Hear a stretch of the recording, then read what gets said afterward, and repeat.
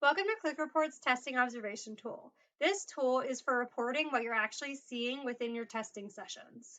So you can see there's a direction box at the top, but I'm going to take you through this entire template and share some quick tips and tricks for you. All right, so the first thing we're going to do is put in name and gender, and I went in and put in my name and gender, and then you're going to select the number of testing sessions. So if you pulled the kid 3 separate times for testing, you would select 3, or if you were only pulling in for 1 session, however many testing sessions that you had for your examinee. All right, and then this next section says check any observed areas of concern. So you'll see that there's multiple different options here: attention hyperactivity, testing environment, attitude towards testing, frustration tolerance, rapport, eye contact, and appearance. If none of these things were off, you will not click any of the buttons. So for instance, if there were no concerns for attention or hyperactivity, you're not going to click that box, and you're going to, or if there's none of them, you're not going to click any of the boxes. And then you'll go down to this section, and this says, do observations indicate a valid representation of this examinee's current functioning? And you'll select yes. And you'll note whether or not this was a virtual assessment. And if there were 0 concerns during testing, that's all you have to do. And then you'll click generate narrative, and there's going to be a sentence that is there for every single one of these options that indicates that this wasn't an issue for your examinee. Okay, so now let's pretend that there was some issues, and maybe there was some issues with attention or hyperactivity, and maybe there was some issues with eye contact. So as you can see, when we made this narrative, we put that there were no issues. So for the sentence for eye contact, let's find it over here.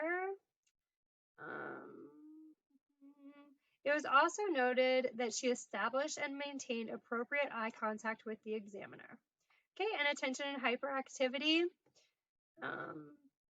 Jenna displayed appropriate levels of attention and activity when completing tasks presented to her.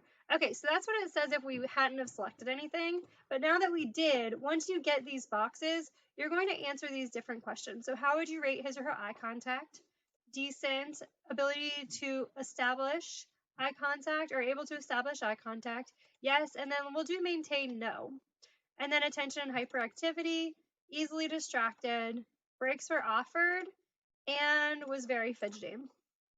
Okay, so an important note on this part: if you check one of these boxes, you need to answer each of the questions. If you don't, you'll get a sentence that isn't completed within the narrative. So for each of those, you need to answer every single question, even if there wasn't an issue within the question that it's asking.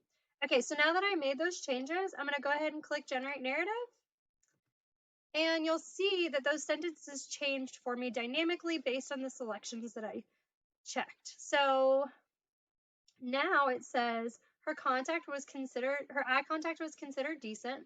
More specifically, she appropriately established eye contact, but had difficulty maintaining it throughout testing. So you can see that this matched what we put here. And then the next section says Jenna was easily distracted when asked to complete various tasks. Additionally, she was very fidgety. Frequent breaks were offered to Jenna to increase her alertness for various task demands. So as you can see, this is how this SMART tool is going to operate. You're going to select areas of concern, you're going to further detail them, and then the correct sentences will populate over to this narrative for you. And my recommendation is just to kind of go through each of these and check them off and see what your different options will be for observed areas of concern. And the way that we created this SMART tool was we asked school psychologists and psychologists, what is it that you're looking for within your observation? What is it that you're noting every single time?